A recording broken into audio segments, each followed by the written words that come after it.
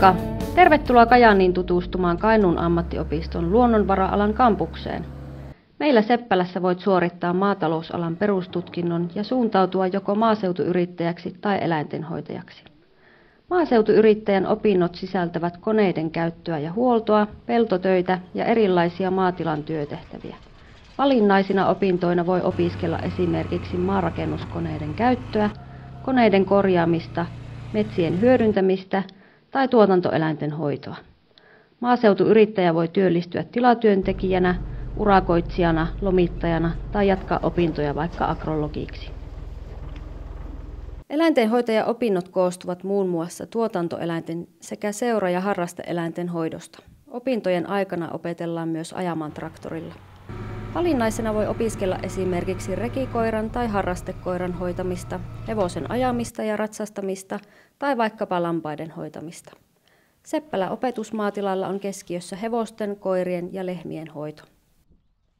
Eläintenhoitaja voi työllistyä esimerkiksi eläinkauppaan, eläinhoitolaan, maatilalle, lomittajaksi tai eläinalan yrittäjäksi. Myös jatko-opinnot, kuten klinikkaeläinhoitaja tai agrologi, ovat mahdollisia. Opiskelu tapahtuu käytännönläheisesti. Hevosia hoidetaan tallissa, koiria eläinhoitolassa ja lypsylehmiä navetassa. Meillä toimii myös elävä geenipankki, jossa hoidetaan alkuperäistä Itä-Suomen karjaa. Maaseutuyrittäjät puolestaan huolehtivat koulutilan viljelystä ja maatilan töistä. Kaikessa tekemisessä opastavat ammattitaitoiset ohjaajat ja opettajat.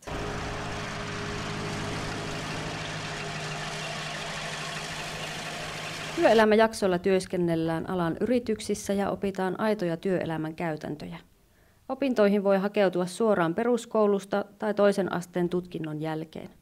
Aiemmat opinnot voivat oikeuttaa hyväksilukuihin esimerkiksi yhteisissä aineissa, kuten äidinkielessä, englannissa ja matematiikassa. Luonnonvara-alalla on maksuton asuntola ja ruokailu 3 kertaa päivässä. Kampuksella voi opiskella myös metsä-, puutarha- ja ympäristöaloja sekä logistiikka- ja maanrakennusalaa.